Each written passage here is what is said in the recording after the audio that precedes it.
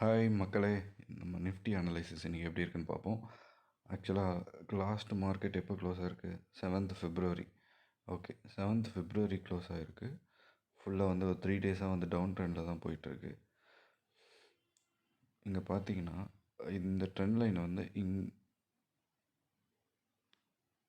இங்கே ஒரு டச்சு, இங்கே ஒரு டச், ஐ மீன் 2 ரெசிஸ்டன்ஸ் இருக்குது. இங்கே ஒரு ரெசிஸ்டன்ஸ், இங்கே ஒரு ரெசிஸ்டன்ஸ். இப்போ தேர்ட் ரெசிஸ்டன்ஸ் ஃபார்ம் ஆகிட்டுருக்கு. இதை இப்படியும் பார்க்கலாம். ஆக்சுவலாக இதை விட பெட்டராக எப்படி பார்க்கலான்னா இந்த மாதிரி பார்க்கலாம். ஏன் இந்த மாதிரி பார்க்க சொல்கிறேன்னா, மேக்ஸிமம் ரெசிஸ்டன்ட் எங்கே இருக்கோ நம்ம அங்கே தான் ட்ரெண்ட் லைன் வரையணும். ஸோ அதுதான் பர்ஃபெக்டாக இருக்கும். ஸோ அப்படி பார்க்குறப்போ இங்கே ஒரு ரெசிஸ்டன்ட், இங்கே வந்து கொஞ்சம் கன்சாலிடேட் ஆகி மல்டிபிள் ரெசிஸ்டன்ஸ் இருக்குது. அட் த சேம் டைம் இது பிரேக் அவுட் கொடுத்து பிரேக் அவுட் ஃபெயிலியரும் ஆகிருக்கு, திரும்ப கீழே வந்திருக்கு. அண்ட் இங்கே ஒரு ரெசிஸ்டண்ட். ஸோ இந்த ரெசிஸ்டண்ட்டில் வந்து சின்னதாக ஒரு டோஜி கேண்டில் ஃபார்ம் ஆகி கீழே வந்துட்டு உடனே பிரேக் அவுட்டாக கொடுத்துருச்சு. ஸோ ஆல்ரெடி ஒரு நிஃப்டி வந்து பிரேக் அவுட்டில் தான் இருக்குது. அதே மாதிரி பிரேக் அவுட் கொடுத்ததும் திரும்ப வந்து ரீட்ரேஸ்மெண்ட் எடுத்து எக்ஸாக்டாக நீங்கள் பார்த்தீங்கன்னா இந்த நிறைஞ்ச ட்ரெண்ட் லைனுக்கு ரெஸ்பாண்ட் ஆகிருக்கு. ஸோ இங்கே ஃபுல் கேண்டில் ரெட்டு ஃபார்ம் ஆகிட்டு அடுத்த நாள் 6th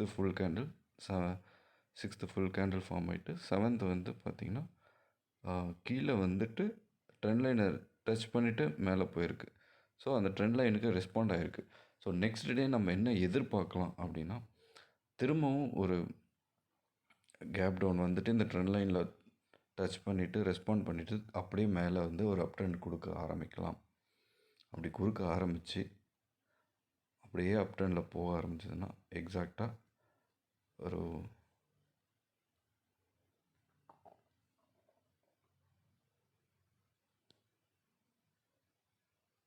11% மூவ் எதிர்பார்க்கலாம். ஸோ இந்த 11% மூவ்க்குள்ளே நிறையவே பண்ணலாம். நிறைய ஸ்விங் ட்ரேடர்ஸ்லாம் வந்து இப்போவே இன்வெஸ்ட் பண்ண ஆரம்பிச்சிருங்க. இன்கேஸ் அது அப்படியே ஃபெயிலியர் ஆகிடுச்சு, அப்படியே வந்து இந்த இந்த ஒரு ட்ரெண்ட் லைனுக்குள்ளே வந்துச்சுன்னா டெஃபினட்டாக கீழே போகும். பட் கீழே போனாலும் ரொம்ப தூரம் கிடையாது. ஒரு 1% 2% கேப் தான் இருக்கும். இங்கே வந்துட்டு எப்படி பார்த்தாலும் திரும்ப பவுன்ஸ் ஆகி மேலே தான் போகுது. ஸோ கொஞ்சம் மார்க்கெட் வந்து ஸ்ட்ராங்காக தான் இருக்குது. சும்மா அந்த நியூஸ் இந்த நியூஸு எஃப்ஐஏ அந்த நியூஸ் இதெல்லாம் பார்க்காம டெக்னிக்கல் அனாலிசிஸ் படி பார்த்தா ரொம்பவே ஸ்ட்ராங்காக இருக்குது.